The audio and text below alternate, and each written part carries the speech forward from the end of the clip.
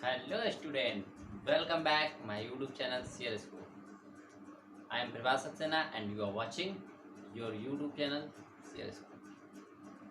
कल का लेक्चर कैसा लगा बताइए, देखा कि नहीं देखा? हमें तो लगता है कुछ लोग बिल्कुल देखते ही नहीं, ऐसे जैसे कहते हैं ना कि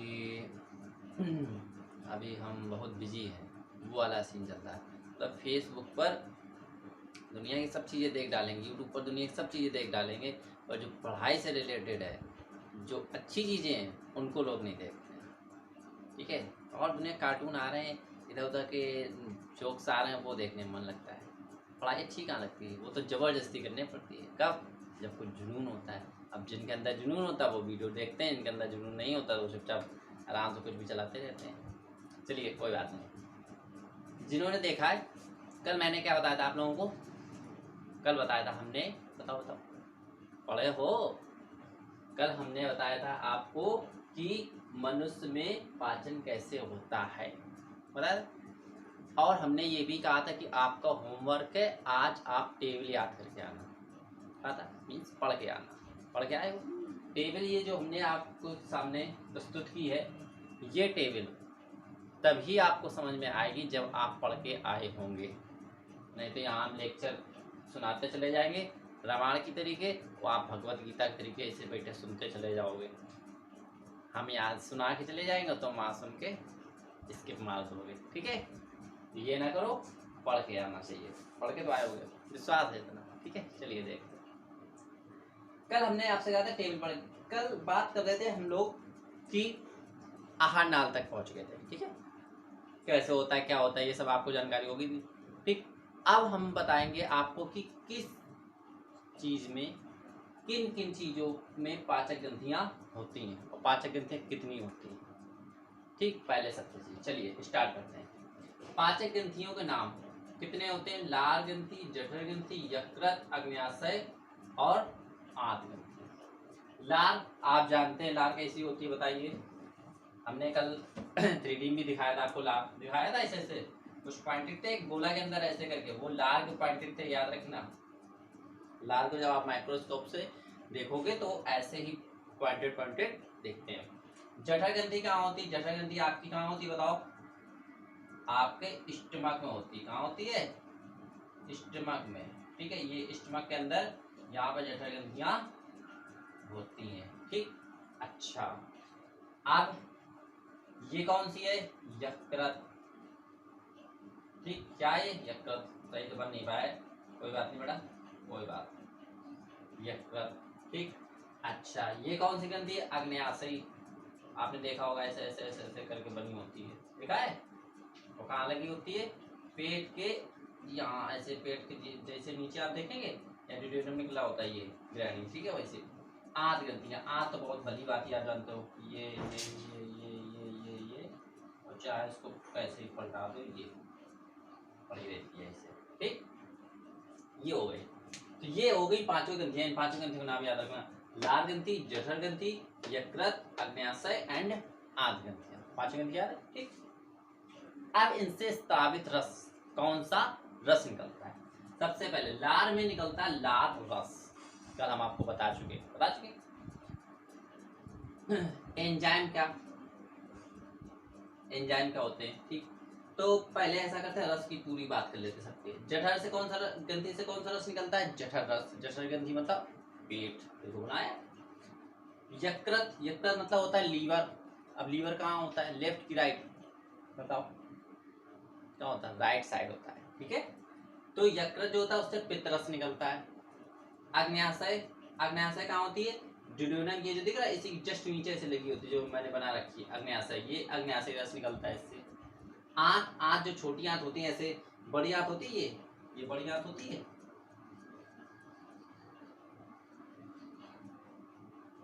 ठीक,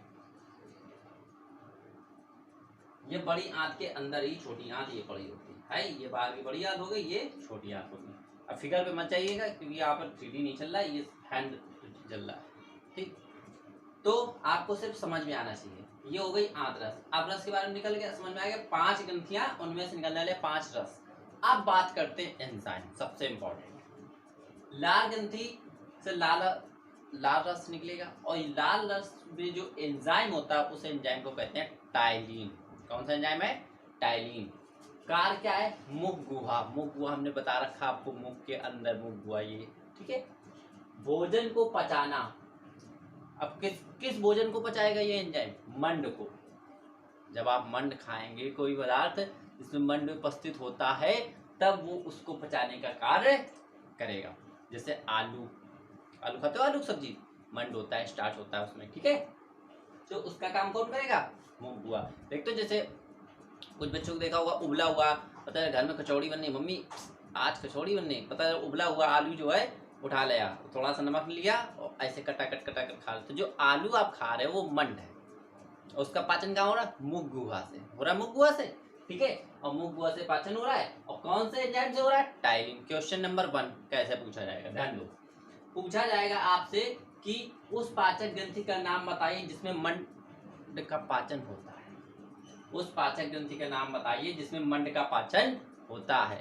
तो पाचक ग्रंथि का नाम बताओ, लाल ग्रंथि। और कौन से एंजाइम से होता है? टाइलिन। क्वेश्चन बन गया। तो कौन से एंजाइम होता है? टाइलिन और ये लाल ग्रंथि, ठीक। अब कहां पर होता है? मुख गुहा में। तो मतलब ये जो टेबल है ना, ये टेबल पूरी इंपॉर्टेंट है।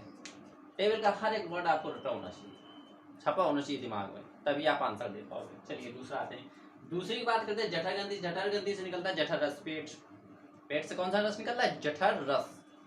इसमें एंजाइम होता है पेप्सिन, रेनिन और लाइपेज। यही एंजाइम हम एक बार और बता चुके, बताओ। अमीबा पढ़ा रहे थे, याद करो अमीबा को। अमीबा भाई सब कितने सीधे थे, चाहे उसको जैसा बना दो बेचारे बुरा नहीं मानते थे। उनमें भी यही तीनों एंजाइम पाए जाते थे, पाचन के लिए पाए जा रहे थे। हाँ याद रखना। तो जठर ग्रंथि में पेप्सिन, रेनिन और लाइपेज, ठीक। अपना अपना पेट खोल के देखो। अब पेट खोल के ना देखना बेटा, दिक्कत हो जाएगी, निपट जाओगे, निपट नहीं जाओगे, एट द सेंस दिक्कत हो जाएगी। पेप्सिन, रेनिन और लाइपेज। और कहाँ होता है? अमाशय।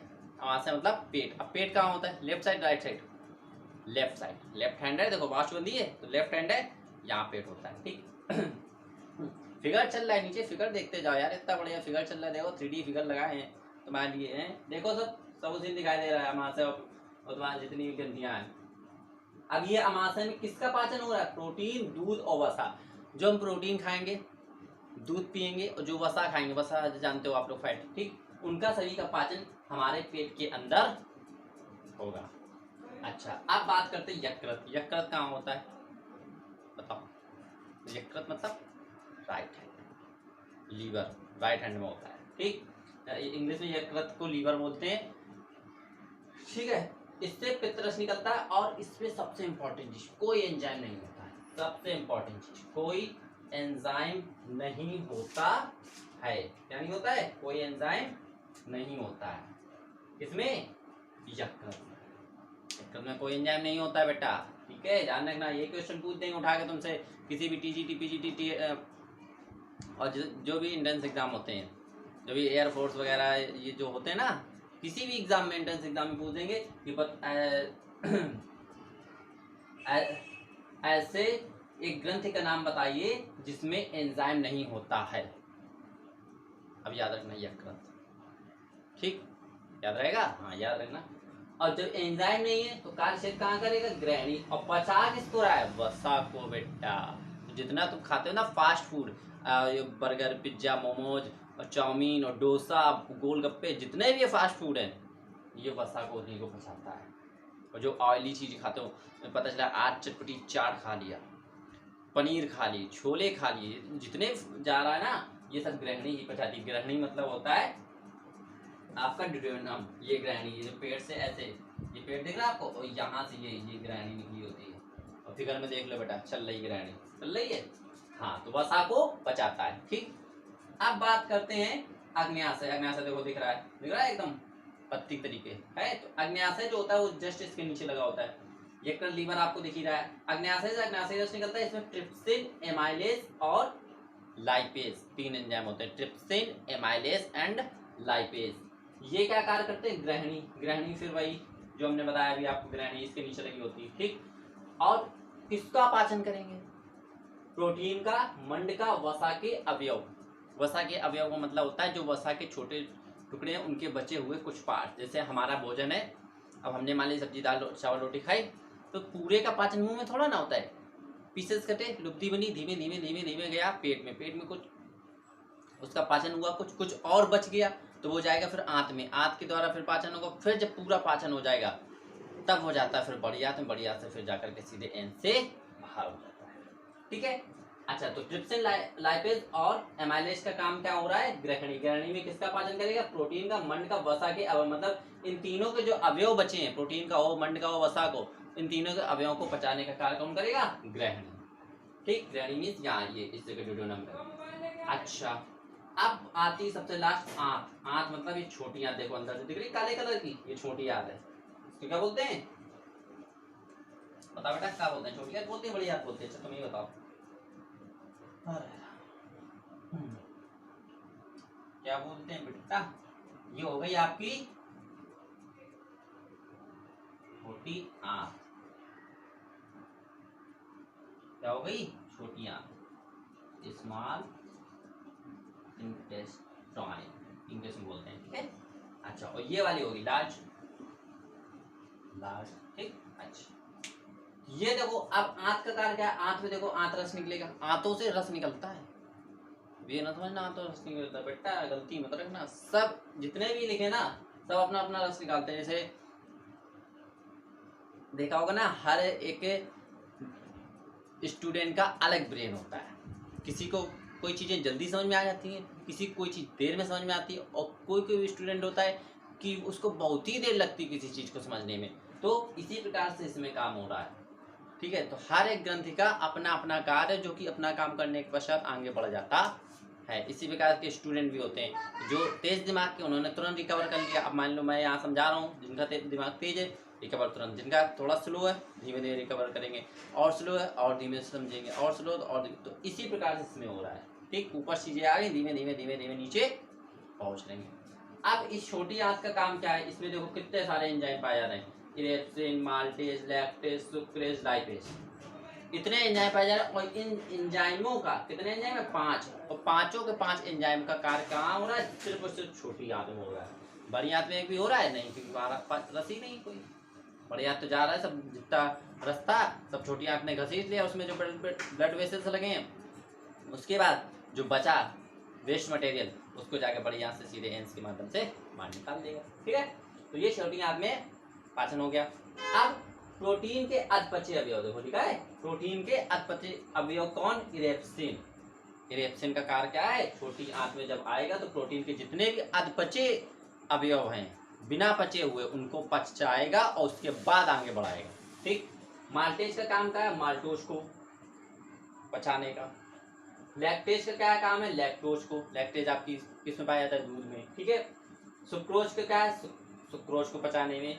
लाइपेज को क्या है? वसा को पचाने में। इसका हम डिटेल में आगे पढ़ेंगे। लैक्टोज क्या होता है, माल्टोज क्या होता है, सुक्रोज क्या होता है, ये सभी चीजें हम आगे पढ़ेंगे। कब कब आगे पढ़ेंगे? उसमें जब आप आगे भी पढ़ेंगे मुख गुहा में पाचन कैसे होता है, ग्रस नली में पाचन कैसे होता है, और आपका अमाशय में पाचन कैसे होता है। इन सभी चीजों में जो ये पाचन दिखाएंगे हम आपको, एक एक पार्ट खोल खोल के, तब बेटा तुमको और मजा आने लगेगा। फिर लगेगा नहीं अब बायो में हम अंदर घुस चुके हैं। तो बायो में जब तक अंदर तक नहीं जाओगे ना, तह तक, तब तक मजा नहीं आता है। ठीक, पता तो होना चाहिए आखिर अंदर चल क्या रहा है। बाहर तो तुम पता चले रंगबाजी में पहले कपड़े लगाए, चश्मा, अब उठाई बाइक की चाबी, चल गए घूमने, और बाहर से बढ़िया नाश्ता कर आए, खाया खूब फास्ट फूड दबा के, अंदर पेट में क्या चल रहा है वो कुछ नहीं पता है। बॉडी में क्या हो रहा है, कम ज़्यादा कुछ नहीं। ठीक है। इन्हीं चीज़ों के बारे में हम डिटेल में पढ़ेंगे कल। आपका कार्य क्या है कि आगे जो मुखगुहा में पाचन है, ठीक है, ग्रासलीन पाचन है, अमाशय पाचन, जो भी पाचन है, पढ़ के आइए, उस टेबल को याद करके आइए। अगर ये टेबल याद रहेगी तभी वो चीज़ समझ में आएगी। अगर आप टेबल नहीं समझ में आया, सॉरी पढ़ के नहीं आए, तो आपको ये चीज़ें नहीं समझ में आएगी। इसलिए आपकी रिस्पॉन्सिबिलिटी है टेबल जरूर याद करेगा। और उसके पहले जो मैंने अभी पढ़ा चुका हूँ, ठीक है, कल वाला लेक्चर, वो जरूर पढ़ के आना। तो जो पढ़ाई होती है वो कंटिन्यू चलनी चाहिए, मतलब पिछला आप रिवीजन करते जाएं और आगे का पढ़ते जाएं, तभी आपका एक कंटेंट तैयार होता चला जाएगा और आपको सब चीज़ें समझ में आने लगेंगी। तो आई थिंक आज इतना रखते हैं। अगर आपको लेक्चर समझ में आया हो तो लाइक एंड सब्सक्राइब कीजिए। Thank you.